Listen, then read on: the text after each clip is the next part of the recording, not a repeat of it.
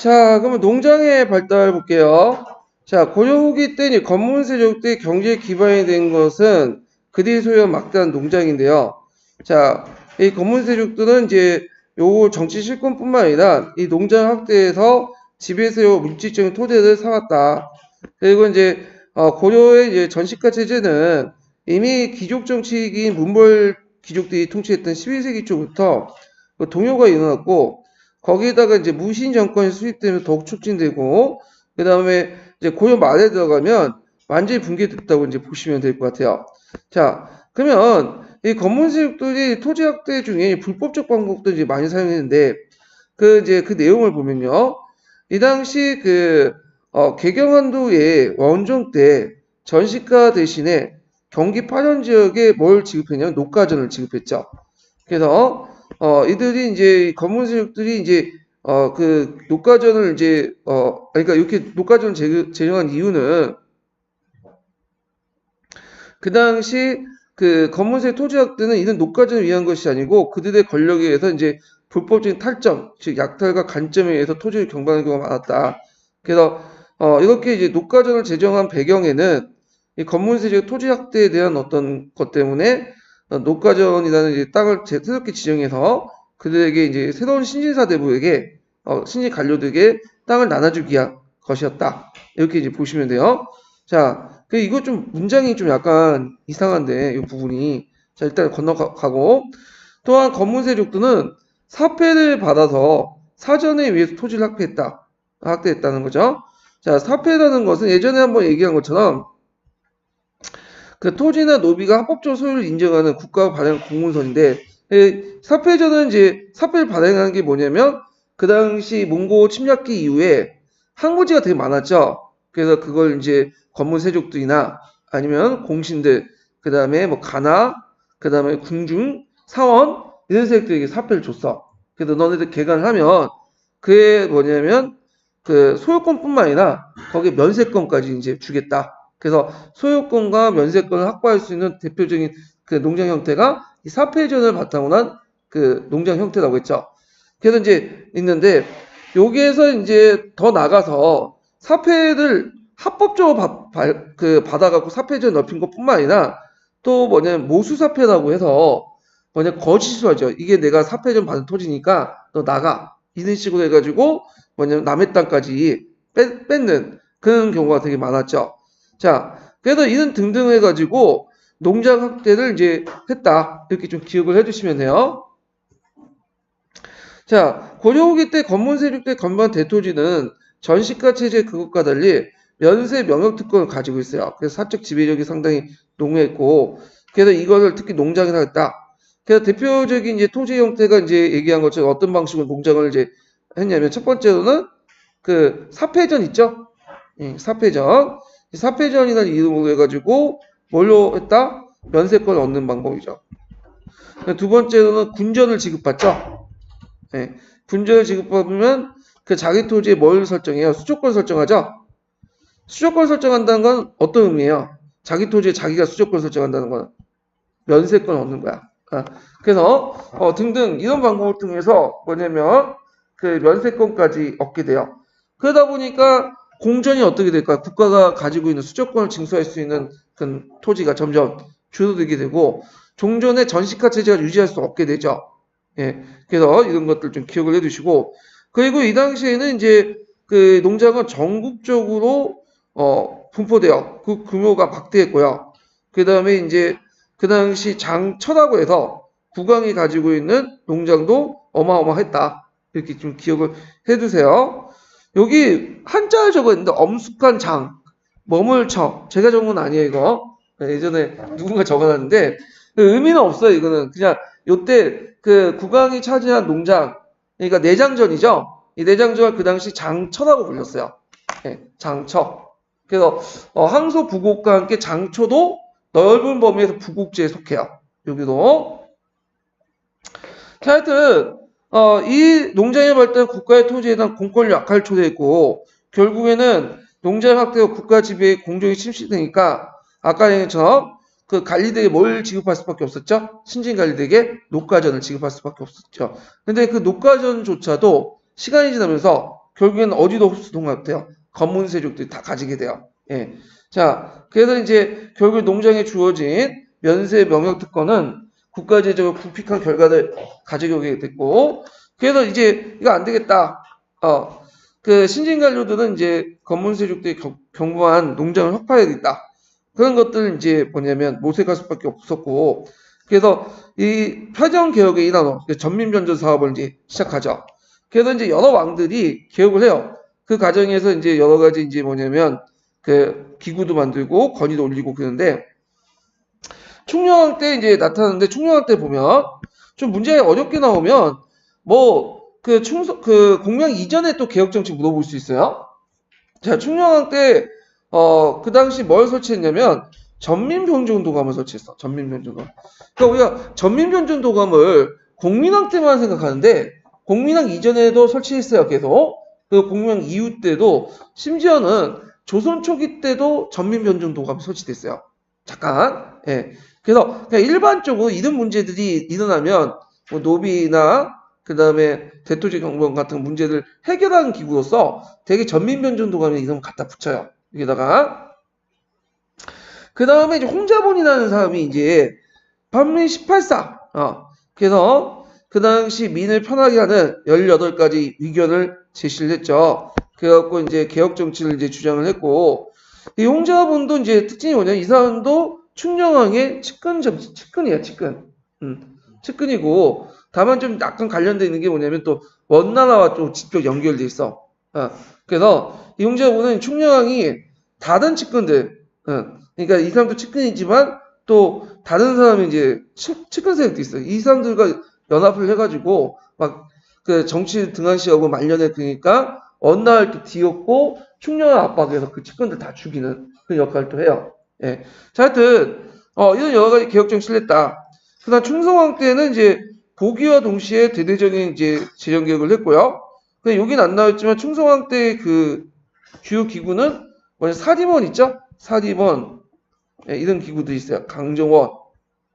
이 초기 때 이제 정치 기구죠. 예, 등등등 이런 것들 했고 특히 이제 예전에 사림원이 나왔죠. 사림원이. 그래서 충녕왕 정기 1기 때는 사림원이 있고 그다음에 그 2기 때 들어와서는 주로 이제 정농사였어요. 정농사. 예, 기구가 좀 달라요. 1차 때는 주로 전민변전도감을 사림원에서 했고요. 이건데 약 6개월 있다가 국가가 끝나고 2기 때는 전농사를 가서 따로 간부를 만들어가지고 진행을 했어요. 1차 때냐 2차 때냐 좀 달라요. 예전에 1차 때 나온 거죠. 사림원.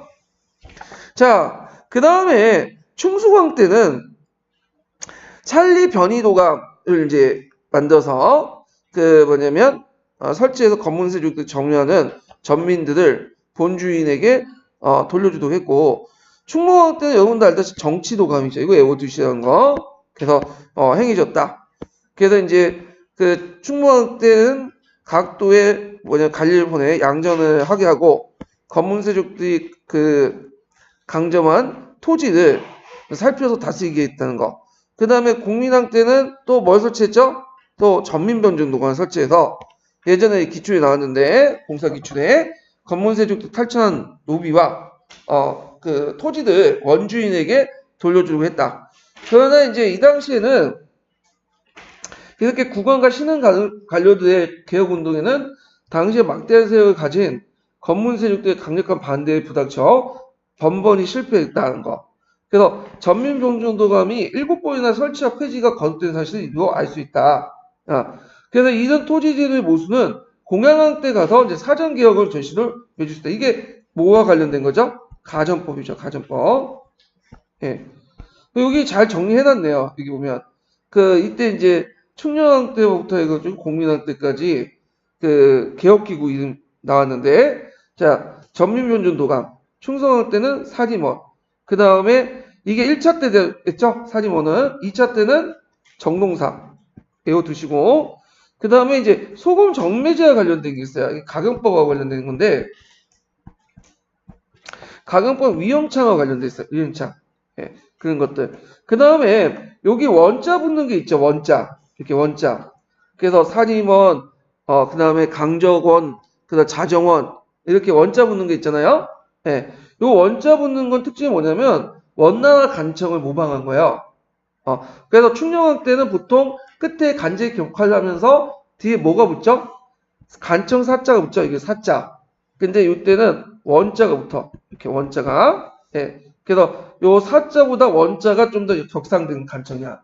그건 뭐냐? 그 원나라와 시스템은 동일하게 하려고 한 거죠. 그러니까 시스템이 다르면 어떻게 서로 간에 소통하는데 문제가 있겠죠. 그러니까 원나라의 영향을 복부하고 받으려고 그러니까 편리하게 소통을 강화하려고 원자를 갖다 붙인 거야. 그렇기 때문에 그 충성화의 개혁 정책은 어떤 성격을 가지고 있다? 되게 친원적인 성격을 갖고 있어요. 예전에는 이게 반원적으로 해석했는데 요즘 그렇게 보는 학자는 없어요. 예전에 한번 시험 문제 나왔지만 국민항 이전까지는 충성화 필터돼가지고 상당수가 뭐다? 친원적인 성격을 같이 갖고 있는 거야. 예. 그래서 그렇지만 이제 그 원나라 입장일 때는 좀 건방진 거지. 예전에 사자 썼다가 갑자기 원으로 격상을 시키니까. 그러니까 충성의 의도와 달리 이제 그 원은 다른 식으로 해석을 했고 그 개혁 정치에 대해서 못마땅히 생각하니까 6개월 만에 이 사람을 왕위에 끌어내린 거야. 그리고 다시 충녕학을 복위시킨 거죠. 예, 이런 것들 이제 아시면 돼요. 자, 그 다음에 이제 뒤에 넘어가서 신흥사대부죠. 자, 이제 고려후기 때 등장했던 그 계층이 신흥사대부인데 이 건문세족들과 다른 모습을 띠고 있죠. 자, 그 신흥사대부는 출발이 뭐냐? 세시정권기 때부터 출발한다. 그래서 세시정권기 때 이제 자신이 전국의 안정에 따라서 그대 정권을 유지하기 위해서 예전에도 얘기했죠. 능문능리한 집단을 필요하다 했죠.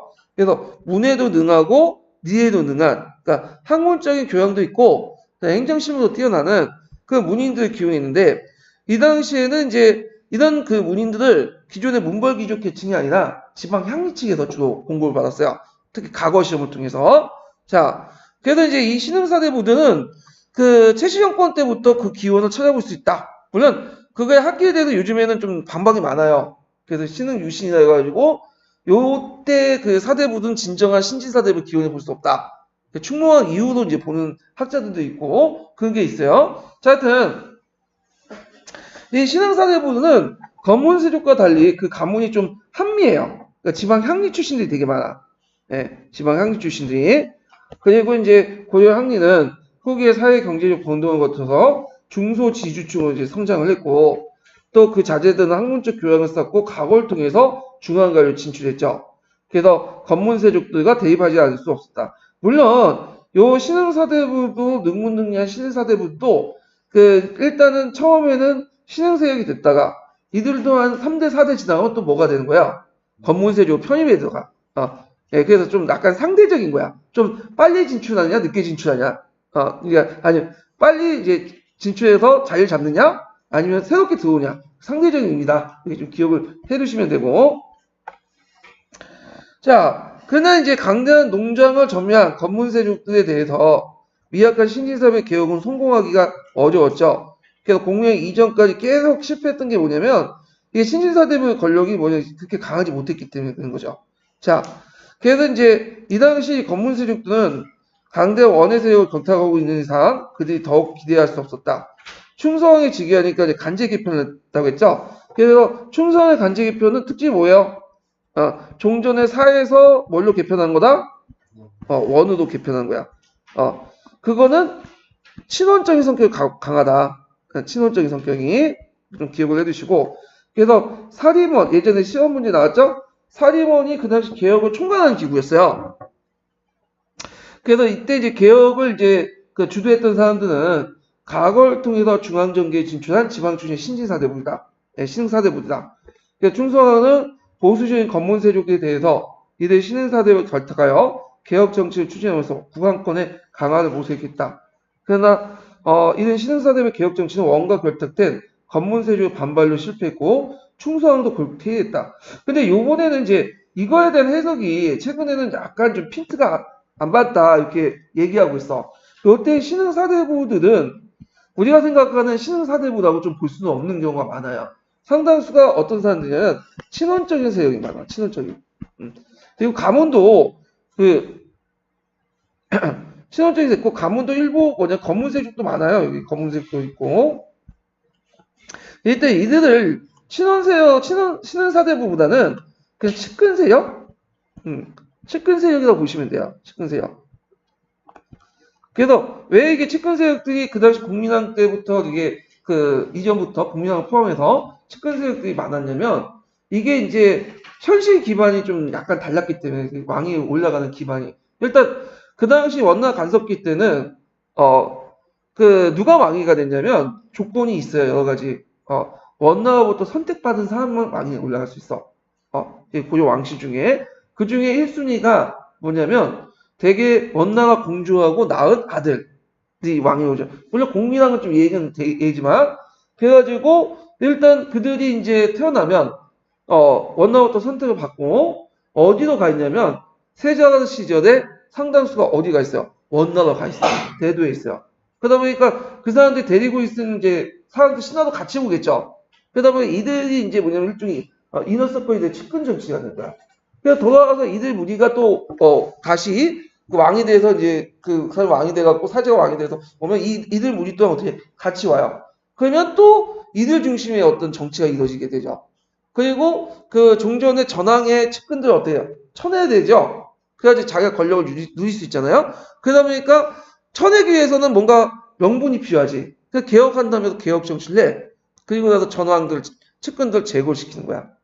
개혁을 바탕으로. 그래서 지금 최근에 시진핑이나 뭐 그런 사람들이 막 부패 개혁 운동 한다고 하잖아. 부패를 막 개혁해야 한다고. 근데 잘 보면 부패 지수는 더 올라갔어. 중국에서 뇌물 안 주고 인하할 수 없거든요. 이 가치가 되게 중요하기 때문에. 근데 주요 얘네들이 부패나 명목에 처단된 사람들 보면 자기 정적들이야, 되게. 시진핑뿐만 아니라 예전에 중국의 개혁 운동이 다 그랬어요, 대부분. 그렇기 때문에 요들이 신흥사대부야. 지금 우리가 생각하는 그 도식적으로 알고 있는 생각하고 있는 신흥사대부는 거리가 좀 먼다. 이게 학계 통설이에요, 요즘에는. 네, 예전에 이 사람이 이제 살아있을 때, 야, 이분 죽으셨죠? 네, 전태석 분이 이분이 살아있을 때는 이게 통설이었지만, 최근에는 좀 설이 바뀌었어요. 그래서 이게 심부셈이 그대로 나와있죠. 그래서 이건 통론을 읽을 때는 좀 이걸 사실관계는 그대로 받아들였지만 해석 부분은 좀 약간 이제 많이 시간이 흘렀기 때문에 학계 통서가 좀 많이 틀린 게 많아요. 예, 그런 것들 염두에 두고 읽으셔야 돼요. 자, 하여튼 뭐 이렇게 이제 했고 그 다음에 이제 이거에 대해서 이제 잠깐 이제 그 당시엔 통선이 아니었지만 후에 이제 지금은 통선이 신흥 유신이라는 개념이 여기 나와요. 예, 그래갖고 충무왕 이전과 이후부터 진정한 성량을 받아들이고 과거에 급제한 세력들이 신흥 유신이었다. 그래서 그 전에 신흥 사대부들과 구별을 해야 된다. 그래서 신흥 유신인데 이게 몇 년이야? 1992년이네요. 예. 자, 근데 지금은 거의 이게 신흥 유신이라는 개념이 신부셈이나 이런 거 보면 거의 통사가 됐어요. 예. 그 당시에는 앞에 있었던 이제 신진사대부를 충무왕 이전과 이후 상관없이 패키지로 묶어가지고 이렇게 생각을 했고 교과서도 아직까지는 그런 단계에서 좀 머물러 있는 것 같아. 이 부분은. 자, 하여튼 자, 그 다음에 제일 중요한 게 공민왕이죠. 공민왕. 예, 공민왕.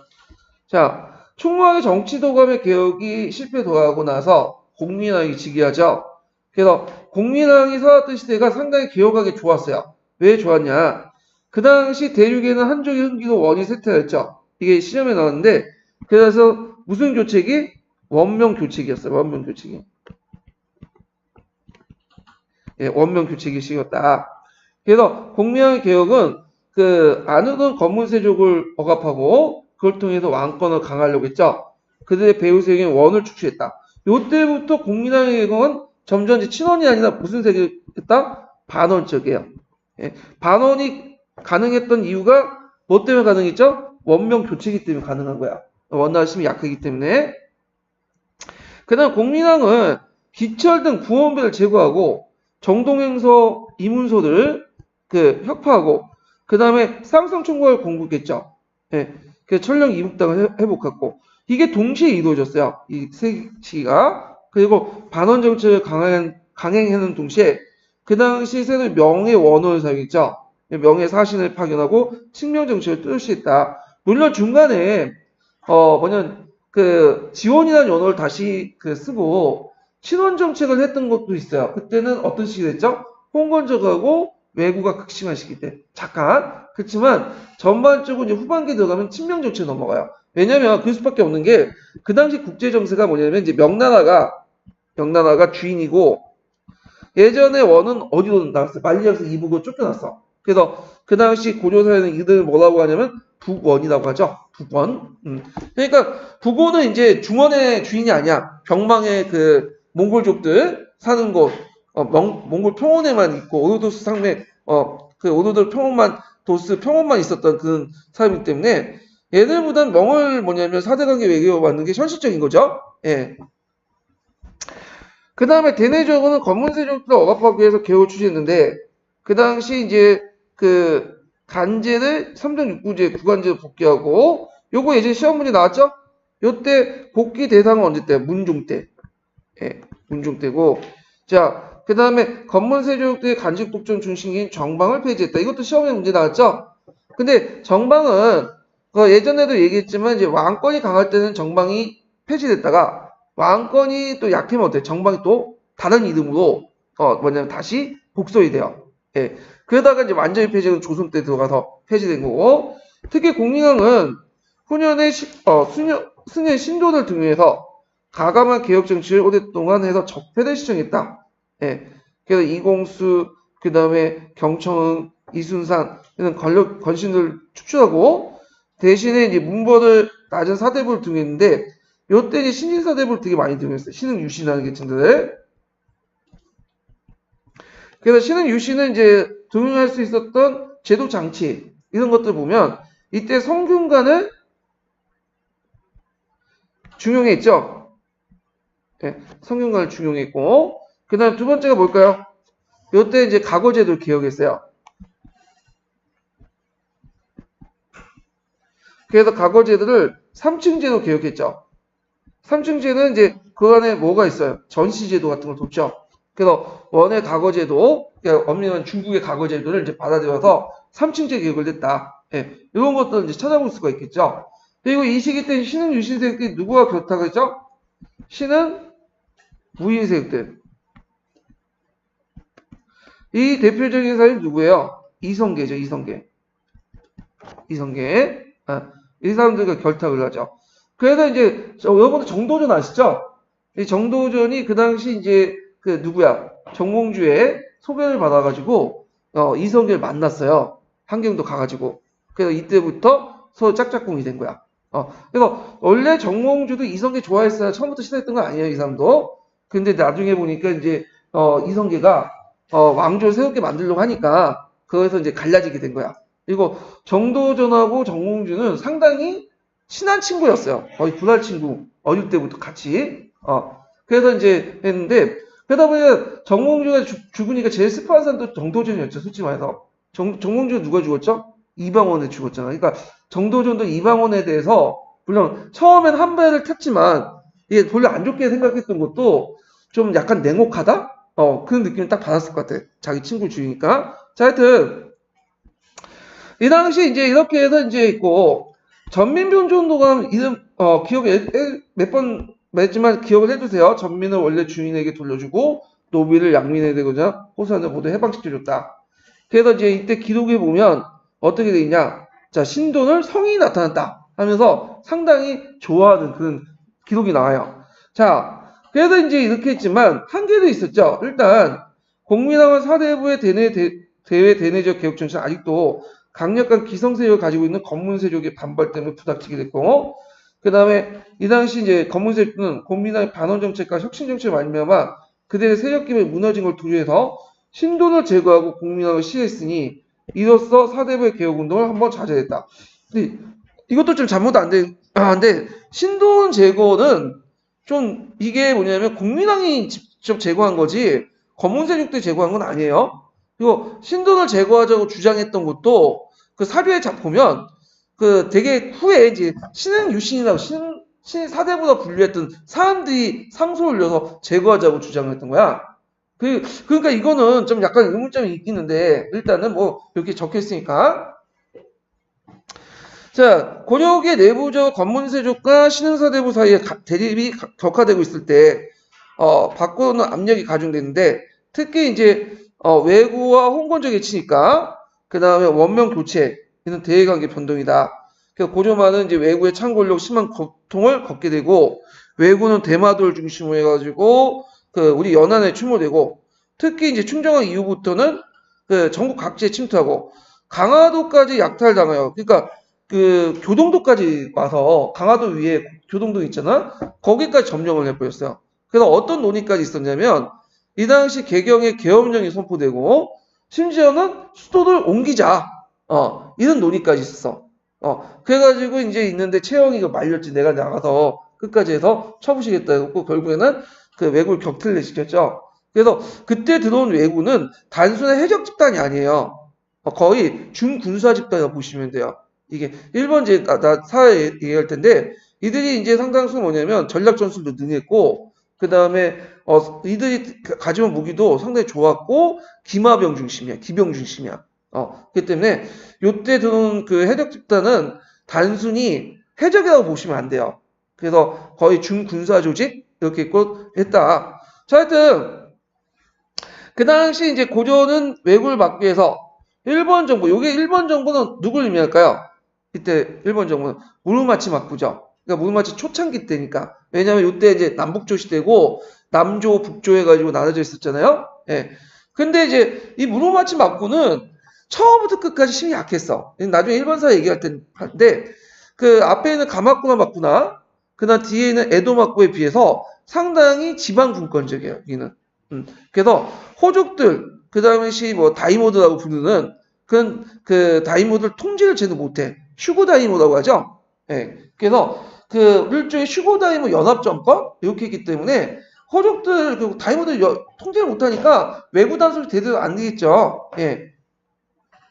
자, 하여튼 국방력 자체 군사력 키워갖고 외국 토벌을 했고 최문선이 이제 화학 재료 광고를 배워가지고 우왕 때 이거 예전에 시험 문제에 나왔던 합동토감을 설치하고 그 다음에 이제 그 다음에 진포에서 그 외선 500척을 불태웠죠. 그리고 이성계는 항산에서 이제 그 왜구를 물치고 등등. 또 박이가 이제 대마도를 정벌하고 이렇게 해서 이제 그 기세가 꺾게 되었다.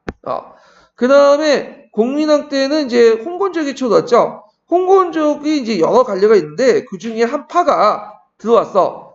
그래갖고 이제 한 번, 두 번에 거쳐갖고 들어왔는데 2차 침입 때는 그 개경까지 함락하고 왕이 지금 안동까지 도망갔다고 그래요. 결국에는 다시 이제 복귀를 하고. 자, 그 다음에 그 과정에서 이제 뭐냐면 주원장이 난경에 명을 세우고 원의 대도들 함락하고 원이 이제 북으로 이제 도망가게 되죠. 원명교체가 일어나고 그 후에 이제 반원 정책을 추구했던 공민왕은 명예 사신을 파견하고 명예 연호를 다시 사용하는 칙령 정치를 했다. 그렇지만 국내는 아직까지 친원 세력이 잔존돼서 외교 정책에 둘러싼 대립이 있었는데, 자, 이때 이제 칙령파가 주로 신진사대부인데 반해서 친원파는 원과 연결된 관문세족들이었죠. 그래서 친원 친명 대립 속에서 공민왕의 반대파 위에서 시해되고요. 그 당시 이제 자제이라고 여러분 들어보셨을 거야.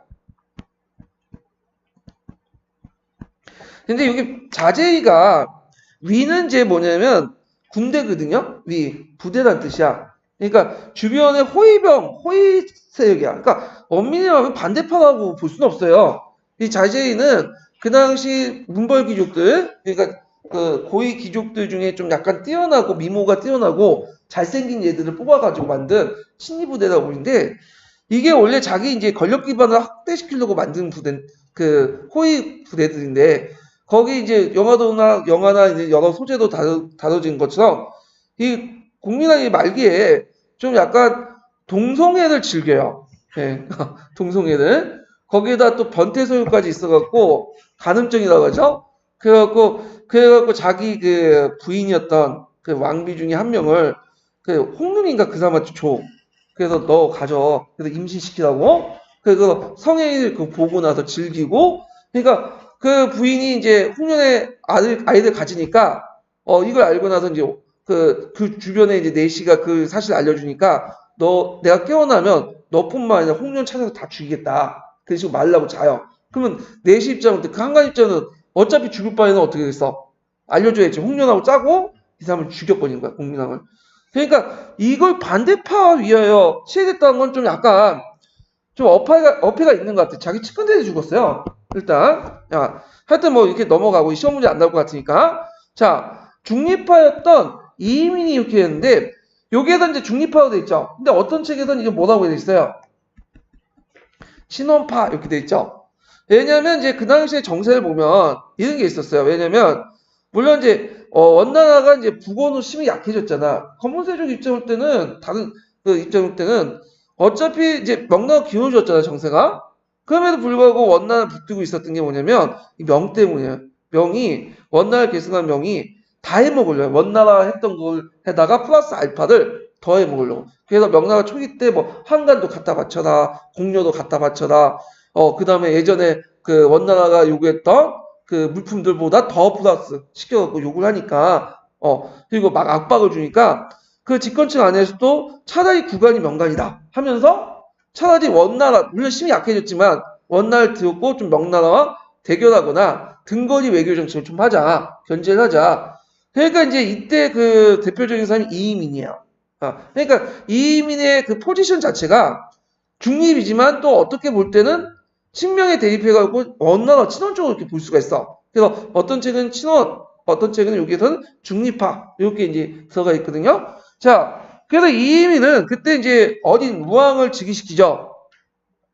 그래서 이제 원과 명에 대한 두 달에 걸치면서 양명회교를 했고, 그 다음에 이제 또 이민이 대표적인 게 우왕이 즉위하니까 명나라 사신을 보내서 왕위를 승인하는 요청을 하는 편, 북원의 또 사신을 통해서 국교를 또 회복하고도 해요. 그리고 북원 사신이 이제 오니까 정도전한테 명령을 내리죠. 사신을 접대라. 근데 정도전이 뭐야? 거부를 해버리지. 그것 때문에 예전처럼 정도전이 어디로 가요? 나주에 기양을 가. 그냥 7년 동안 기양 생활을 하죠. 자, 그 다음에 이제 우왕 때 이제 친원 친명 세력이 대립관계가 크다는 변화를 불러일으킨 게 무슨 사건이냐면 명의 청령이 사건이죠. 이 청령이는 예전에 어디에 관련된 거죠? 그 당시 동국령 지역이었던 쌍성 총광부 지역이야. 그래서 명나라가 이제 이게 원래 원나라 땅이기 때문에 나한테 달라 요구를 한 거야. 그러니까 들어줄 수가 없죠. 그러니까 이성계는 좋게 얘기하자 외교적으로. 근데 이번에 이제 이에 대해서 누구야 최영은 이참에 그 당시 요동 지역이 무중공산 지역이었거든. 왜냐면 명나라가 등장했지만 요쪽 그 만주 지역을 완전하게 자기 영역을 만들지 못했어요. 그러니까 이참에 아예 이 땅 요동 지역을 공격을 하자. 요동 정보를 주장을 하죠. 자, 그래서 서로 대립을 했다가 그래갖고 결국에는 뭐냐면 최영의 주쟁대로 이제 원정을 하게 됐는데 이제 예전에 얘기한 것처럼 그 당시 조민수하고 이성계가 요동 정보를 하다가 위화도에 해군을 하죠. 그래서 개경에 돌아와서 이성계를 편은 반대파인 최영을 제거하고 우왕을 축출하고 그리고 정치 실권을 세우게 되고요. 결국에는 조선을 건국할 결정적 계기가 되었다. 이렇게 좀 기억을 해두시고요. 이때 이제 이성계가 원래는 우왕의 아들 창왕을 선택한 건 아니에요. 조민수하고 이색이 창왕을 믿었어. 그러니까 이성계가 좀 약간 조정 내에서 좀 발언권이 약하니까 그 당시 창왕을 일단 세웠어요. 근데 창왕은 마음에 안 들죠. 그래서 결국에는 뭘 내세웠냐? 폐가 입지를 내세웠어요. 이거 외워두셔야겠죠? 폐가 입지는 뭐냐면 가짜를 폐하고 진짜를 세우자. 그래서 우왕과 창왕은 누구의 자식이라는 거죠? 이 신돈의 자식이다. 그랬더니 얘는 진짜 왕시피가 아니라는 거죠. 그래갖고 뭐냐면 얘네들 폐위시키고 창왕을 폐위시키고 누굴 내세웠냐면 그 당시 공양왕을 내세운 거예요. 공양왕. 그래서 이제 고려사에 보면 이런 것들이 잘 반영되어 있는데 폐가 입지의 논리가 우왕과 창왕은 세가에서 없어요. 어디에 있죠? 열전에 있어. 왜 세가에 없을까요? 이 사람은 제후가 아니고 왕이 아니기 때문에 세가에 없는 거죠. 그래서 이제 우와 창도 이게 뭐냐면 이름이에요. 어떻게 열전에 기록되어 있냐면 신우 신창이죠. 그러니까 이름을 따서 그냥 우왕 창왕 넣은 거야. 그래가지고 이제 뭐 시호도 없어. 이 사람은 왜? 신돈의 자식이기 때문에. 근데 이제 그래서 이제 뭐냐면 그 전에 고조사 말미에 보면 마치 신돈의 자식인 것처럼 이렇게 기술이 돼 있어요. 예. 근데 이건 알 수가 없죠, 이거는. 예, 유전자 조사, 검색 조사를 한 것도 아니고, 그 당시 그런 기술도 없었고, 거의 내보니까 거의 뽕인 것 같아. 만들어진 것 같아. 그 당시에. 그냥 자신의 정치 명분을 위해서 만들어진 얘기. 이렇게 이제 보시면 될 것 같아요. 자, 하여튼, 뭐, 이렇게 해갖고, 이제 있고, 이성계 집권을 보면, 이 당시 이제 이성계가 집권을 하니까, 정권을 잡은 신흥사대부들이 사전개혁을 했다. 그래가지고, 그 당시 공양왕 때 무슨 법을 시행했죠? 가정법을 공포했다. 그래서 이걸 바탕으로 해서, 그 검문색 쪽에 간점하고 있던 사전을 확보하고, 그 국가 지배의 공정을 증가했으며, 이를 기반으로 관료들에게 가전을 지급하여 신진사들의 경제적 토대를 마련했다. 요거는 나중에 가정법 할 때 좀 더 얘기를 하고요. 자, 그 다음에 이제 이성계 일파가 이제 세왕조를 이제 개창하기 위해서 신흥사대부에 또 내분이 있었죠. 그래서 두 개 파가 나눠지죠. 역성파하고 그 다음에 온건개혁파 이렇게 이제 이렇게 개혁을 나누는데 역성파와 온건개혁파가 나눠진 계기가 됐던 건 위화도 해군이 아니에요. 이거 잘못 알고 계시는 위화도까지는 해군까지는 인정했어. 그 온건개혁파도.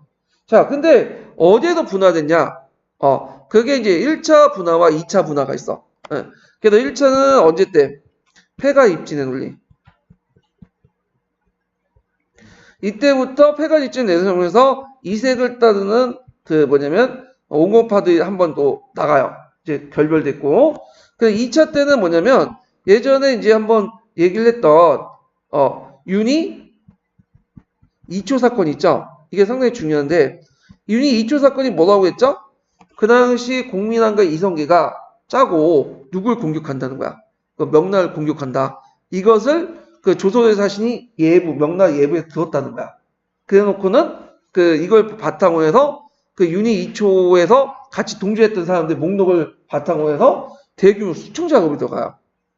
근데 학자들은 대부분 이거 뻥이다 라고 보고 있어. 왜? 명나라 기록에는 그게 안 남아있거든. 이게 조선이 명나라를 공격한다는 게 상당히 중요한 문제잖아. 근데 당연히 기록에 남아있는데 기록이 안 남아있고 이것도 뭐냐면 예부에서 직접 공문을 통해서 온 게 아니라 거기 갔던 사신이 와가지고 들었다는 거예요. 들은 거 가지고 얘기하는 거야. 그러니까 이제 객관적 근거도 없는 거죠. 그래서 이제 이걸 계기로 해서 이제 얘네들이 더 이상 안 되겠다 해서 정몽주 같은 그 사람들이 이제 2차로 떨어져 나가요. 그래서 이때 이색과 정몽주가 또 온건개혁파 세력이 폐가 입진과 윤희 2초 사건을 위해서 두 걸 가지고 1차, 2차 이렇게 두 가지 떨어져 나간다. 그래서 두 사건 좀 기억을 해주시면 될 것 같아요. 자, 하여튼 그렇게 있고 자, 그 다음에 중앙정치대의 변화를 볼게요. 고려국의 지배층인 건문세조의 권력기구의 집중기관이 도평의사사죠. 도평의사사는 예전에 한번 시험 문제 많이 나왔던 거죠, 이거. 도평의사사는 원래는 제추의 병방 군사문제회의기관인 도병마사의 후신이었는데 도병마사가 나중에 충녕왕 때 도평의사사로 개정돼요. 여기 주의할 것은 충녕왕 때 간제개표는 원나라의 압력 때문에 그런 거잖아요. 근데 도평의사로 개정된 것은 우리의 자주적인 노력 때문에 고조해.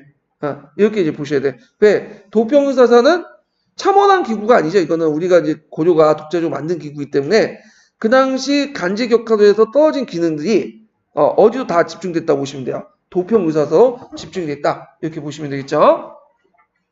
도평의사사는 이미 고종 후년 때 도당이라는 칭호를 갖게 돼서 조금씩 군사적 문제뿐만 아니라 민사적 문제까지 간장을 했고 그 다음에 도평의사사 개칭했어요. 왜냐하면 도병마사라는 게 자체가 뭐예요? 좀 군사적 느낌이 많이 들잖아. 병마사를 간환한다? 그러니까 이제 평의에다 이제 의논을 논의한다는 도평의사로 바뀌게 된 거죠. 자, 이것은 이제 그 원의 강요에 대한 간제 개편이 아니라 도병마사는 원간제와 무관하기 때문에 개정이 되지 않고 가능성을 기구에 적합하지 않기 때문에 스스로 고조의 의지에 따라서 바뀐 거다. 이거 좀 기억을 해주세요. 예. 자, 도평의사사는 거기에 이제 제추, 그러니까 재신과 추신으로 구성된 회의고요. 제추뿐만 아니라 거기에 제추 상위까지 같이 포함되어 있어. 제추 상위는 뭐 하는 거냐? 제추는 아니지만 제추의 대우를 받는 그 사람이라는 뜻이야. 예. 그래서 이렇게 있고, 그 다음에 이제 고려만의 도당에 합쳐져 이제 제추상인가 7, 80명 넣어놨다. 거기에 이제 삼사라든지 그다음 여러 간직의 사람도 또 참여하게 돼요. 그래서 이렇게 있고, 도평의사사는 재산권 원칙을 이겼다. 그래서 처음에 도평마사는 병방이나 국방 문제만 또는 회의기관이었지만 점점 이제 뭐냐면 도평의사사가 되면서 민사, 외교, 재정을 다 포괄하는 국정 총괄기관이었다. 이렇게 보시면 될 것 같아요. 뭐하고 비슷하죠? 이게 조선시대 때 비변사하고 비슷하죠? 비변사. 예, 비변사 원래는 국방 업무였죠. 주로 이제 병방 관련된 문제를 다루게 한 건데 임진왜란 계기에 그게 뭐야? 확대됐잖아요. 견훤이. 자, 도평에서는 행정기구도 정비됐는데 요게 이제 2호 형예 병공 육색장 이게 편성됐고 다시 그 청와대 600 녹사로 개편됐고 그다음 600 녹사를 통과하는 권력사라는 그 사무기관도 있죠. 예. 이거 도평의사사는 조선까지 계속 가요. 조선 초기까지. 그래서 이제 고려국의 최고 정무기관 도당이 되었다. 이때 도당은 어떤 일일까요? 도평의사사를 얘기하죠. 그래서 있고 도평의사사는 백규를 총괄하고 백관들을 총괄하고 호령을 반포한 곳으로 말한다. 그래서 이때 도당권의 강화는 도평의사의 권한의 강화는 자 육부의 기능이 점점 무력화되고 허술화되고 모든 백사 행정체계를 물려가는 동시에 왕권마다 약화시킨 요인이 되었다. 그래서 도당에서는 재산권의 증가는 이에 반비례 구간권의 약화를 나타났다. 요건 뭐 어디에도 많이 좀 듣던 소리죠? 조선 후기 때 뭐와 비슷해요? 비변사하고 비슷하죠? 비변사. 예. 그래서 있고 그 다음에 고려 후기 때 여러 번의 간제 개편이 같이 있었죠. 그래서 충정왕 때는 원의 압력에 의해서 참원했다는 이유로 고려의 간제가 격화됐죠. 그래서 이제 이런 내용들 예전에 언급한 건데 이게 또 언급되어 있네요. 예. 그 다음에 또 밑에 보면 이제 정동행성이 설치되는 내용이 있고요. 그리고 이제 일본 정부에 있다가 계속 존속했었다. 그래서 정동행성 의대적인 구에 불과했고 대부분 고려왕이나 고려인도 채워졌어요. 이건 아까 지금 언급했고요. 자, 그 다음에 이제 있고 그러면 다만 예가 있었는데 어떤 예 충녕왕 때 한이윤 사건이 터졌어. 한이윤 사건. 그래서 원인은 찰리 기사라는 사신단을 파견인데 한이윤은 누구냐면 충녕왕의 측근이에요. 이 이제 말년에 보면 이 충녕 25년 거의 말년이거든요. 충녕왕이 이 사람이 이제 그 앞에 있었던 아들이 누구였죠? 충성왕이었죠. 충성왕하고 왕권 다툼을 해. 고려 후기 때는 되게 이상한 게 뭐냐면 아버지하고 아들이 왕권 다툼을 해요. 왕위가 교체돼서 또 보기가 되고 그러니까 원이 그걸 의도적으로 좀 조정한 것도 있지만 뭘 직접적으로 한 건 아닌데 그래서 충녕왕과 충성왕이 왕권 다툼을 하고 그 과정에서 이제 누가 이제 측근이었던 한유가 거기 끼어든 거야. 그래서 충녕왕은 이제 한유를 시켜가지고 어떤 식으로 이제 공작을 하냐면 충성왕의 부인이 있어요. 제가 이제 원나 공주. 근데 그 충성왕이 원나 공주를 별로 안 좋아해. 뭐 여러 가지 이유로 이제 안 좋아할 수 있을 것 같은데 일단 그 충녕왕은 이제 그 충성왕 조비같이 좀 고려 여인들 좋아하고 원나라 출신의 그 공주를 안 좋아하는 거야. 그러니까 원나라 공주가 애를 낳고 싶어도 이게 합방이 돼야지 애를 낳지. 전혀 애를 못 낳아요. 그 맨날 벌거하고. 그러니까 이제 그 충녕왕 입장일 때는 충성왕하고 그 원나라 공주하고 이혼시킨 게 자기한테 유리하겠다. 왜? 충성왕이 원나라 공주하고 뭐냐면 결혼 생활을 계속 유지하면 충성왕의 원나라 안에서의 위치가 어떻게 돼요? 확고하겠죠. 그러니까 이혼시키려고 해. 그럼 이혼시키려면 뭔가 그 원나라 공주에게 딴 남자를 갖다 붙여야 되겠죠. 그래서 고려 왕실 중에 좀 잘생긴 얘가 한 명 있었어요. 내 이름은 지금 까먹었는데 왕머시라고 그 애를 갖다 붙여놓고 이제 처음에는 그냥 그 원나라 있을 때 대도에 있을 때 그 같이 그 처음에는 뭐 와서 좀 놀이도 하고 이제 얘기도 좀 나눠주고 하면서 하는데 그 원나라 공주는 처음에는 그냥 받아줬다가 보니까 뭐 잘생기고 얘기도 잘하고 잘하잖아. 근데 남편이라는 사람은 자기한테 관심도 없거든. 그러니까 그 왕 모시기하고 눈이 맞은 거야. 그래서 이제 이혼에 성공하려고 이제 하고 얘들 이혼시키려고 했는데 그걸 누가 눈치챘냐면 원나라에서 눈치챈 거야. 결국에는 어떻게 됐냐면 그 왕 머시기는 죽게 돼요. 예, 죽이고, 그리고 거기에 관여했는데 충룡왕 있고, 그 측근들을 이제 조지기 시작한 거야. 이제 사신을 파견해갖고. 그래갖고 이제 왕은 이제 뭐라고 할 수 없으니까, 이 이제 누군가 뭐 처벌되는, 뭔가 이제 뭐냐면 책임질 사람이 필요하잖아요. 그 한인율 사건은 이제, 이걸 한인한테 책임을 넘가해서 이 사람을 고문한다. 그러니까 이 사람을 조사한다 해가지고 그 찰리 기사가 이제 파견돼가지고 이때 정동행서 평장 정사란 이름으로 실제로 재상이죠. 이 사람이 한동안 재상을 하게 돼요. 예. 근데 그거 외에는 이거 예의적인 사건이고 그거 외에는 뭐냐면 계속 고려 왕이 그 정동행성 평장 정사 그러니까 재상직을 계속 했었다. 그 외에는 정동행성은 거의 뭐냐면 그 형식적인 기구에 불과했다. 그걸 얘기하고 있어요. 근데 이게 이제 최근에 교과서를 보니까 고등학교 교과서 그러니까 되게 잘못됐더라고. 정동행성이 마치 실질적으로 뭐냐면 고조의 내정 간섭 기구처럼 이렇게 묘사되어 있는데 이건 잘못된 표현이에요. 이건요. 자, 근데 실제로 이제 큰 폐해를 끼친 거는 정동행성 자체가 아니라 뭐냐면 정동행성의 하부 기구인 이문소예요. 이문소. 예. 그래서 이문소가 이제 반원 세력들을 억압하고 부원 세력들이 이제 부패를 방조하는 전횡을 많이 저질러서 고려인들 원성이 대상이 됐어요. 이문소 자체가. 예. 그래갖고 지금도 이제 그렇지만 예전에 그 보수 세력들, 극우 세력들이 그 진보나 이런 게 반대 세력들을 이제 처단낼 때 항상 뭐라고 하죠? 빨갱이 아니면 반미 이런 식으로 갖다 붙이잖아요. 마찬가지예요. 그 당시 부원 세력도 자기 반대파들을 이제 공격할 때 맨날 했던 논리가 뭐냐면 저기 반원 세력이다. 그런 식으로 해갖고 처단을 시켜버린 거야. 예. 자, 그래서 이제 이렇게 했고 자, 그 다음에 양의를 위해서 이제 즉위한 다시 이제 충녕왕 양의에게 즉위한 충성, 이건 충성 1차 때예요. 이게 충녕왕이 있다가 이제 있는데 여러 가지 이제 개혁 정치를 이제 하게 되죠. 자, 그래갖고 이제 그 가운데 중요한 간제 개혁인데 도평 의사사를 설치해서 도평 의사사에 있는 시중 복야만 임명하고 재신지를 줄이고요. 밀직사를 강정원으로 이렇게 고치죠. 그리고 이제 이렇게 있고 등등 이렇게 했고 여기 자정원이라는 관청도 두고요. 자, 그 다음에 이제 등등 원자 개혁을 해요. 이렇게 원자 강정원, 자정원 그 다음에 등등은 이제 개혁을 하는데 이거는 종래에 사자자의 개혁 대신에 원자 개혁이다. 그래서 육전체제로 한원시키려고 했다. 예, 이런 것도 좀 기억을 해두시고 이런 개혁의 특징은 뭐냐면 신원적인 개혁이었다. 이렇게 같이 기억을 해주시면 돼요.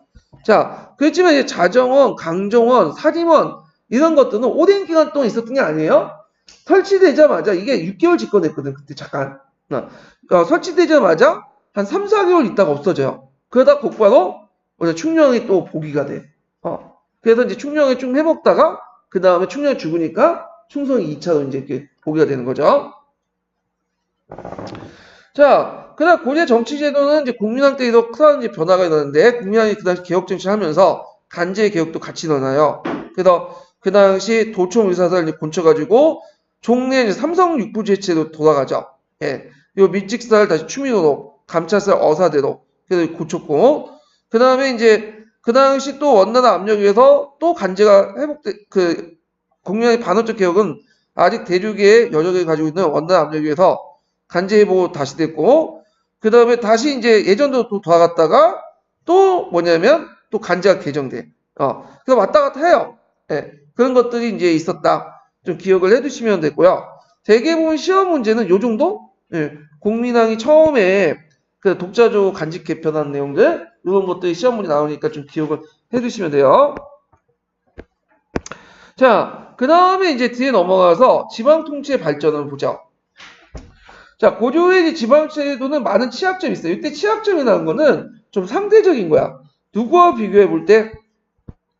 조선시대에 비해 때 좀 상대적이죠. 그래서 전반적으로 조선은 중앙집권을 추구하잖아요. 근데 고려는 상대적으로 볼 때 지방분권적 특징을 갖고 있어요. 근데 이런 지방분권적인 어떤 단점이 나중에 이제 조선 넘어가면서 점점 중앙 집권화되는 그런 것도 있죠. 그래서 지방 분권에서 중앙 집권화되는 그 가도기가 어디냐면 고려 후기 때예요. 네, 요걸 좀 기억을 해두시고. 자, 그럼 어떤 취약점이 있냐? 첫 번째로는 500여 개의 군현 가운데 외관이 파견된 주연이 적고 외관이 없는 속현이 되게 많았어요. 두 번째로는 고려 전기에는 주연이 중앙정부와 직결되고 다만 한정된 기능이 있어서 개수관이나 중간기구가 있는데 이 개수관이 좀 약간 약했어. 이거 우리식으로 따지면 그런 거지. 중앙에 있으면 중간기구로서 우리는 뭐가 군현의 밑에 뭐가 있어요?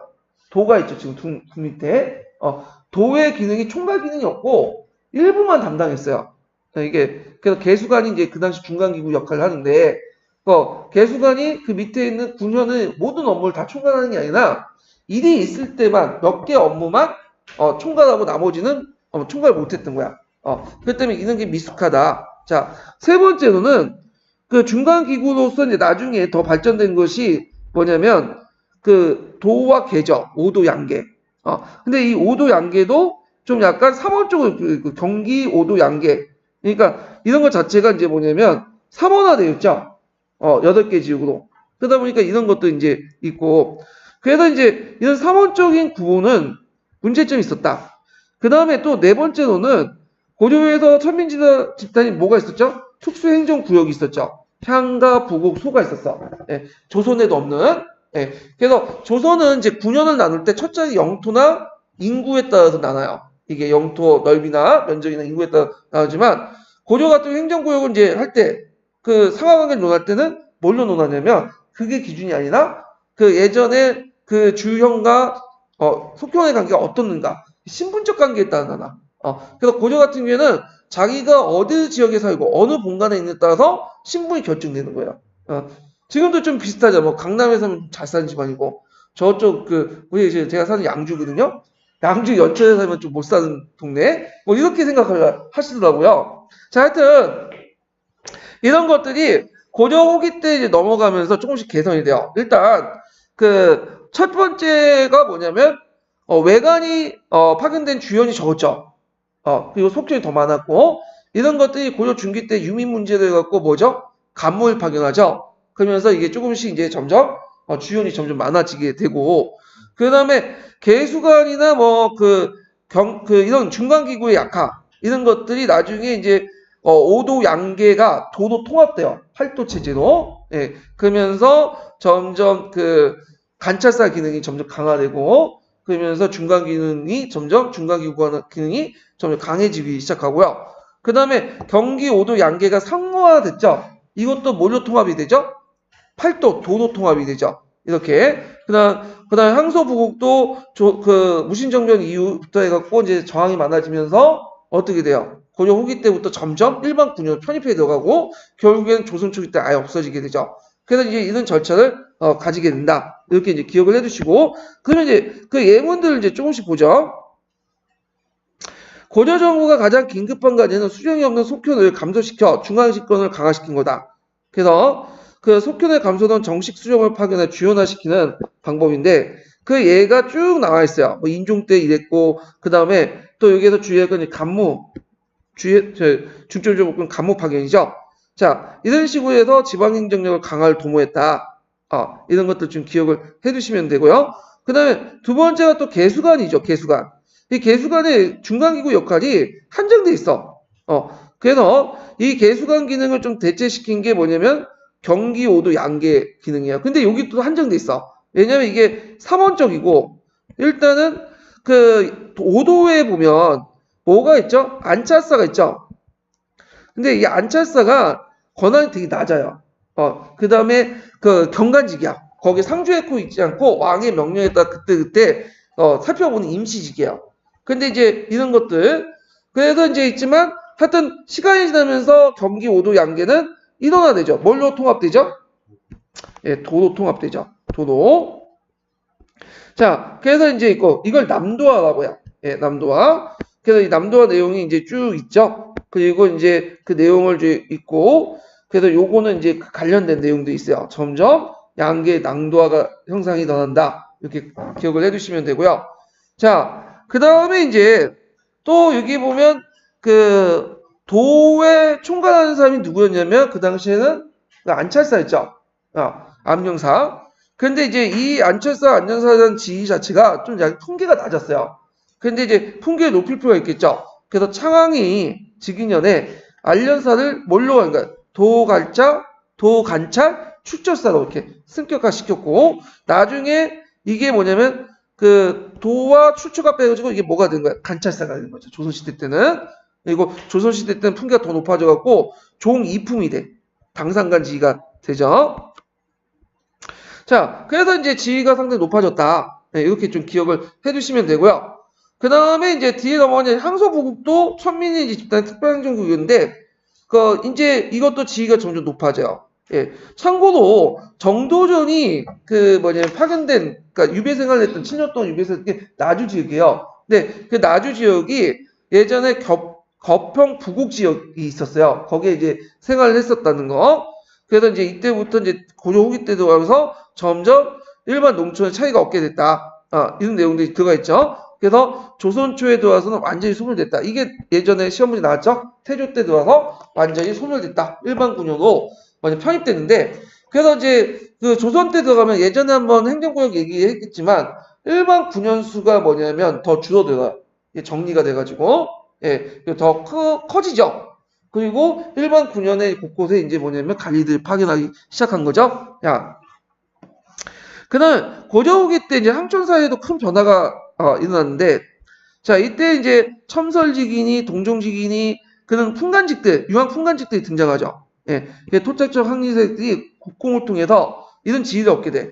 왜냐면 이 국공이라는 것은 그 당시에 뭐죠? 홍건적이나 왜군을 격퇴하는 과정에서 큰 공헌을 했으니까 이제 정부에서 첨설직이나 동종직, 그다음 여긴 빠졌지만 경교직 이런 산직들을 줘요. 산직들을. 이들은 풍계는 높지만 실직은 없어요. 거의 명예직이야. 그리고 나서 또 얘네들에게 또 뭘 주냐면 군전을 지급하죠. 군전. 그래서 군전은 자기 토지에 뭘 설정한 거다? 수조권을 설정한 토지인데 이거는 돈은 안 내도 된다는 거야. 면세권. 이것이 어디에 또 반영되냐면 가전법에 있죠. 가전법. 가전법에 지방 한량간에게 뭘 준다고 했어요? 군전 지급 내용이 있죠. 물론 이때 군전의 의미는 그 고려 후기 때 군전보다 훨씬 더 권한이 약한 거예요. 이건 예전에 한번 설명했는데, 자, 하여튼 이들이 이제 재직 기반을 이뤘고, 이것은 고려 전기 때 중앙간지 가진 양반이 범죄를 지으면 자기 그 향리에 들어가게 하는 기양형. 이 기양형은 뭘까요? 이거는 예전에 본관지고 다시 가라 이런 의미죠. 더 이상 이제 이미 후기에는 더 이상 의미를 상실하고 또 정계 지방세력은 장리층은 양역 담당자로 전락한 사실과 대조되는 형상이었다. 이렇게 이제 보시면 되겠죠. 그래갖고 이제 이 토착적 항리세력들이 점점 힘이 커지고 국공을 통해서 이제 풍간직도 얻게 되고 등등 하면서 지방세력들이 커지니까 그 당시 이제 중앙간직에 가지고 있는 사람들이 예전에 이제 기양을 둬갖고 향리에 돌아가면 사회적 지위가 낮아졌잖아. 근데 오히려 이제 의미가 없어. 확실하게 뭐냐. 지방직을 이제 항리로 가라가면 더 좋아해. 왜? 지방에 가갖고 자기 세력을 확대시킬 수 있잖아. 그런 것들. 그래서 이제 그걸 볼 수 있는 게 첨설직을 이제 볼 수 있는데, 동종직과 경고직 같은 경우에는 뭐냐면 이거는 이제 일종의 상간직이에요. 그러니까 국공을 세울 때 이제 준 거고, 물론 첨설직도 국공을 줄 때 주지만 대개 뭐 어떤 사람이 공안 간직들이 퇴임할 때 주는 명예직이에요. 이 첨설직은. 그렇기 때문에 얘네들이 첨설직 받고 교양에 가는 거는 고향에 가갖고 오히려 세력을 키울 수 있기 때문에 원했던 거죠. 네. 물론 이제 이런 항리들은 그 당시 고려 후기 항리들은 한량간이라고 해갖고 나름대로 유황풍간 한량간이라고 불렸던 사람인데 또 두 부류가 있어요. 한 부류는 뭐냐면 신진사대부로서 이화도 해군 이후 이성계에 달라붙어가지고 중앙 관리가 됐던 사람도 있고, 또 한 부류는 뭐냐면 이성계에 실어가고 지방에 머물거나 관심이 없는 이런 사람들 있죠. 근데 나중에 그 뒤에 있는 부류의 사람들이 가전법에 의해서 많은 피해를 입어. 예. 그래서 군전을 지급했지만 실제로 이 군전 내용이 예전에 받은 것보다 훨씬 더 혜택이 적거든요. 그래서 뭐 이런 것들, 자, 하여튼 이런 것들 좀 기억을 해주시고, 자, 이에 대해 유양폰관들은 지방의 세력을 신장시켜 새로이 그들의 권력기구가 됐던 유황소를 마련하였고, 이들이 이제 고려 후기 때 농업 생산력의 상승에 힘입어 그들의 지위를 향상시켰다. 그리고 향도가 있었는데, 향도는 이제 이때부터는 불교적 색채가 점점 없어지고 지방 공동체 기능이 이제 강화돼요. 그래서 이런 것들 좀 기억을 해두시면 돼요. 예전에는 불교적 색채가 되게 강했잖아요. 예. 그래서 이제 불탑이나 불상이나 이런 것들 이제 만들고 그랬는데, 여기 때부터 이제 뭐냐면 그 고려 후기 때 항도는 규모가 좀 작아져요. 예전에는 뭐 9년 단위의 항도였는데 그 당시에는 12세기 넘어가면서 그 지방 항촌 단위, 촌 단위, 면 단위의 그런 뭐냐면 항도들이 등장을 해. 그 다음에 규모가 적다 보니까 예전에는 불상을 만들죠. 크게 불상을 만들었잖아. 근데 지금처럼 불상을 못 만들어. 요 당시는 그냥 그 절에 가갖고 뭐 그 연불하거나 행사 좀 하고 그 도와주거나 아니면 뭐 음주 가문할 때 뭐 마을 축제할 때 이렇게 하고, 그리고 조선 전기 때는 아예 불교 상태가 없어지죠. 그래서 음주 가문하고 놀고 그런 데 있다가 그 조선 후기에 들어가면 주로 이제 뭐가 나오면 상투꾼, 그러니까 죽을 때 이제 상두 매는 사람 있죠. 그런 조직으로 이제 점점 기능이 추락을 하게 돼요. 예, 이런 것들 좀 같이 기억을 해주시고, 자, 그래서 이제 해음식이나 장례부조 이렇게 했고 불교 색깔이 더 약해지고 조선 때는 점점 더 약해졌다. 이렇게 좀 기억을 해두시면 되겠죠. 자, 그 다음에 군사제도 보면 고려 후기 때는 이군유기 제도가 있었죠. 근데 이미 이제 그게 붕괴되기 시작했고, 그리고 이제 이 붕괴 시점이 이제 뭐 별무반 설치나 이런 것들이죠. 무신정권기 때는 도방의 사병 조직이나 삼별초 군대가 존재해서 공병제가 붕괴되는 결정적 요인이 됐고요. 그래서 그 내용들 좀 기억을 해두시고 뒤에 넘어가서 몽골 강섭기 때는 고려 군제가 몽골의 영향을 받아요. 그래서 만호제를 실시했죠. 그래서 이제 그 고려 왕들이 그 몽골의 영향을 받아서 몽골 왕한테 영향해서 호도 금패를 받으면 이 호도 금패를 자기 부하들이 나눠줘요. 이게 만호가 되는 거야. 그래서 이런 만호제가 실시됐다. 그래서 그 밑에 이제 관련된 예들이 쭉 나와 있죠. 네, 좀 읽어보시고요. 자, 국민왕은 반원개혁 정치로서 5만 후보를 이제 폐지를 하고, 그 다음에 그렇다고 만호부가 이제 없어진 건 아니다. 그래서 이제 만호부제의 실시로 군사제도 개편됐고, 그 내용이 그 밑에 쭉 있어요. 그래서 그 여기 보면 양계인 서북면에 군사 요지인 서경, 안주, 의주 등등의 새 만호부가 설치되었고, 그 만호부의 최고 지휘자인 만호는 옛 각의 익지익자. 익은 뭐냐, 만호에 속해 있는 그 자익, 우익, 뭐 중익 이렇게 해서 그 부대별, 그러니까 예하 부대 장이라고 보시면 돼요. 그 당시 익은 예하 부대 호칭 이렇게 보시면 돼요. 지금 사단 있으면 그 밑에 연단 있고 여단 있잖아. 그런 것이 이제 예하 부대 호칭 이렇게 이제 보시면 되죠. 그래서 각 이익의 지휘자인 천호와 그 이하의 백호, 통주 이런 것들 지휘했고요. 남도 같은 경우에는 외구 침입을 이제 대비하고자 수군 만호부가 설치됐다. 예. 그래서 이제 이때부터 이제 수군이 육군과 별도해서 독립된 조직을 이제 만들기 시작했다는 거. 고려는 이제 그 만호부, 방수구제와 함께 새롭게 원수제가 있어요. 예전에 한번 제가 원수제 설명했죠. 그래갖고 이제 이들은 뭘 가지고 있다고 했죠? 패기를 가지고 있어.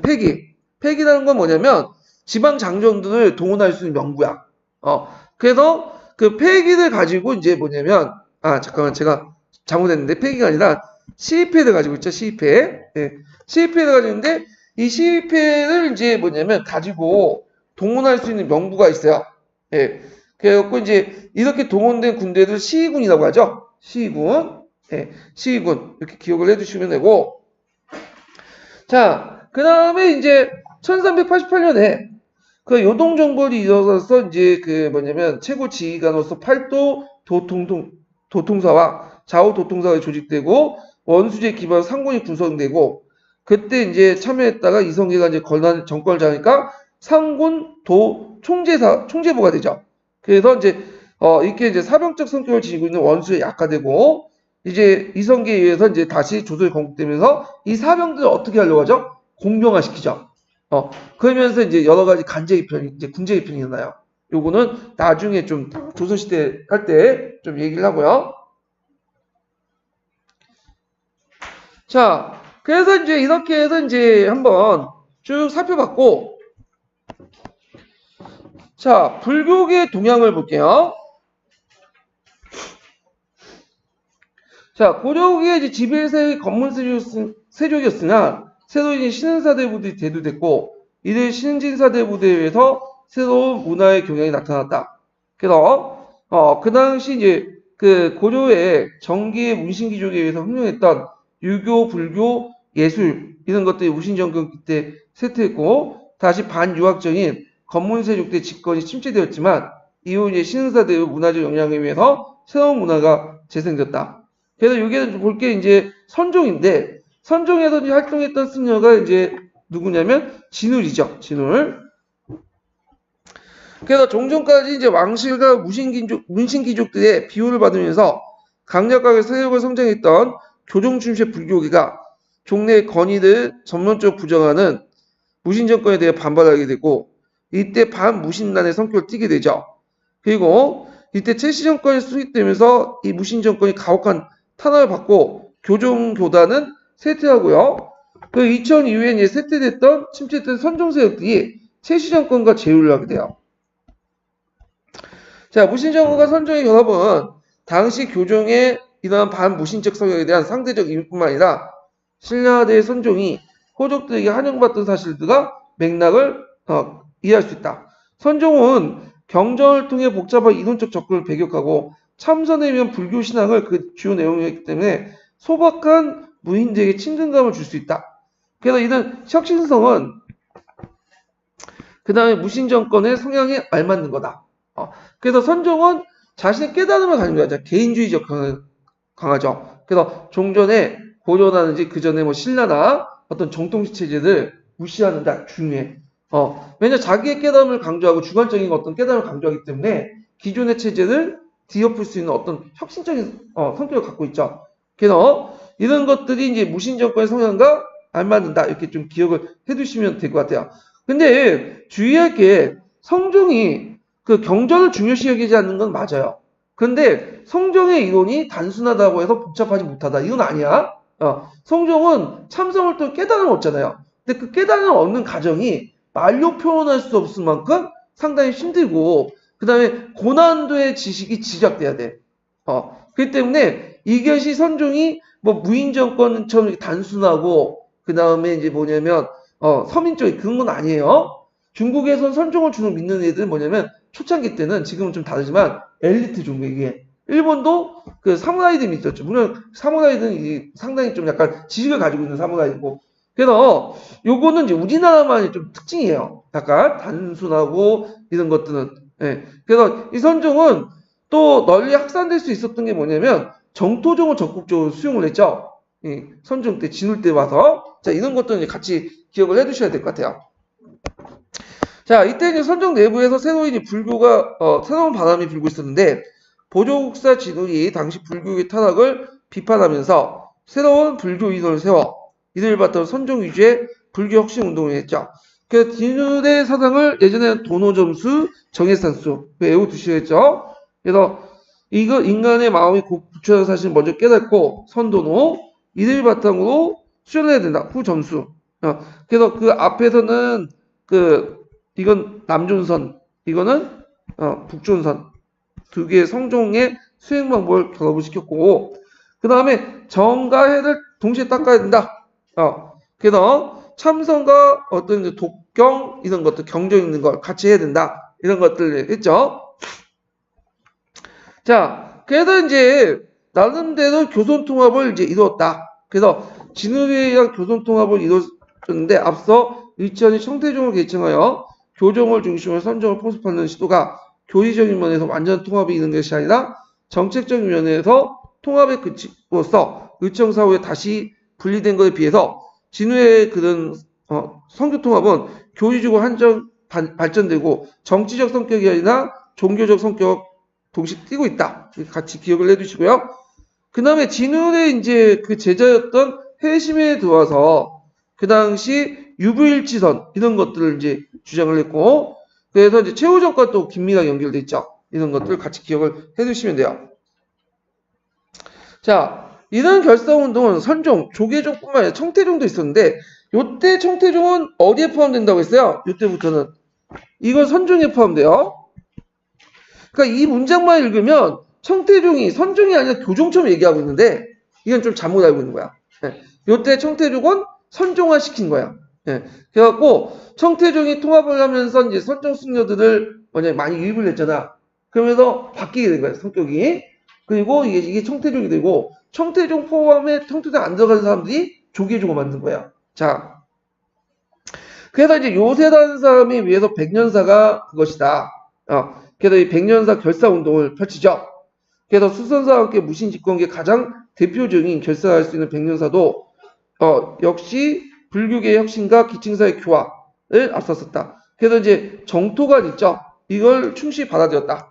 이거는 그 백년사뿐만 아니라 그 정예 결사 운동을 했던 그 진울도 뭘 받아들였냐면 정토 사상을 적극적으로 수용했어. 그래서 불교의 어떤 그걸 이제 완전히 통합을 할 수 있는 게, 예전에는 그 군현하는지 그 다음에 그 앞에 있는 누구야 의천 단계에서는 되게 위로부터의 통합을 깨했거든요. 상층 불교. 그런데 요때부터는 이제 향리들이나 지방 하층민들이 믿고 있는 정토 사상을 적극적으로 수용하면서 그 선종이 정토종까지 들어가면서 그 끌어들이면서 완전 밑으로부터 통합도 같이 깨했던 거야. 그것이 이제 오늘 기반이 단단하기 때문에 이제는 선종 중심의 통합이 완벽하게 이루어졌다. 그래서 지금도 대부분 이제 거의 90%의 어떤 계통이에요? 선종이죠. 조계종이 잡고 있죠. 조계종이. 자, 그래서 이제 이렇게 있고, 그 다음에 이런 선종은 그 또 성리학하고 연결돼 있어요. 성리하고. 왜냐면 그 당시 이제 진훈이나 이제 사상책을 통해서 선교 통합 왕성을 이뤘고, 요때 이제 신성론 있죠. 신성론을 강조하는데, 자, 이것이 어디에 연결됐다? 신흥사들의 성리학 수용의 바탕이 되는 거야. 이건 우리나라뿐만 아니라 한국, 중국, 일본이나 그 성리학을 발전하려면 기본이 되는 뭐가 깔려 있어야 돼요. 선종에 대한 이해체계가 깔려 있어야 돼. 왜? 그 성리학 자체가 누구의 영향을 받은 거죠? 선종의 영향을 받은 거죠. 그래서 예전에도 얘기했지만 그 체와 용의 개념 있죠? 본체의 차와 작용의 용. 여기에서 뭐와 뭐의 개념이 나와요? 성리학의 이와 기의 개념이 나온 거죠. 그래서 선종의 영향을 받은 게 성리학이었다. 이렇게 기억을 해두시고, 이게 예전에 한번 기출에 또 나왔던 거죠. 예.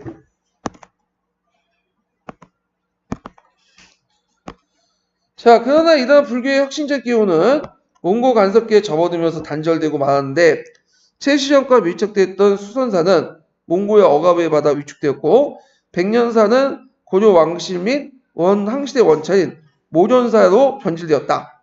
자, 그래서 이에 대신에 군요파의 하엄종과 북상종, 그 다음에 이련을 대표하는 가지산파. 이련은 뭘로 유명하죠? 삼국사기죠. 예, 가지산파가 이제 다시 부흥했고, 이들은 또 원과 고려 왕실 및 당시 집권세의 건문세의 후원을 받으면서 막대한 농장을 소유하고, 심지어는 고리대와 양주를 통해서 경제 욕구를 축적했다. 그래서 사회 승려가 세속화되고 사회적 지탄을 받게 되고요. 그래서 이걸 대신해서 이제 성리학이 수용되면서 유불교체 요인이었다. 이렇게 보시면 돼요. 예. 그래서 이제 그 고려 초기 때는 숭불 정책이 뭐예요? 나름대로 민중들을 끄는 정책이었죠. 그런데 조선시대 들어서 오히려 배불 정책이 뭐냐면 민중의 지지를 받았던 거죠. 물론 그렇다고 해서 불교의 종교적 요소를 다 없앤 건 아니에요. 그래서 이제 그 민중들도 불교의 폐단은 비판한 건 동의하지만 불교 자체를 없애지는 못해요. 왜냐하면 민중들이 많이 믿고 있기 때문에 그것 또한. 예. 그러니까 프랑스도 마찬가지로 프랑스도 똑같아요. 프랑스 예전에 뭐 카톨릭 폐단 많았잖아요. 교회 폐단. 그렇지만 폐단만 제거하는 것까지만 괜찮지. 그걸 이제 뭐 불교 카톨릭을 우리는 다른 종교 교체한다든지 교리를 무시한다든지 그러면 또 반발이 많잖아. 예. 이런 거예요. 이제 그 당시에는. 자, 이렇게 이제 보시면 되고. 자, 그 다음에 이제 고려국의 이제 신진사대부들이 새로운 유학인 성리학을 이제 수용했는데 검문세조갱파와 불교회는 신흥사대부하고 새로운 지도 인연을 모색하게 됐고 그 원에 들어온 그 성리학을 그들의 정신적 지주로 삼았다. 그래서 성리학은 송의 주자가 완성됨으로써 종래의 한당적 후궁학적 유학과 달리 이들은 신유학이라 한다. 예, 신유학. 자, 고려는 이미 무신난 이후부터 심성화된 선종이 흥룡으로 성리학의 수용에 터전이 마련됐고요. 이 성리학 충녕왕 때 안항을 이제 매개로 해가지고 백이정이 이제 배워와서 이재현, 박춘차, 충재 그다음 등등 있다가 고려말 이색, 이종인, 정몽주, 뭐 길재, 건근, 정도전이 이제 발전시켰다. 고려에 이제 수용된 초기의 성리학은 본래 송의 주작에서 원에서 한참 걸려진 거죠. 그래서 송나라 주작의 정통을 받아들인 게 아니라 그 반계였던 허영의 성리학을 받아들였죠.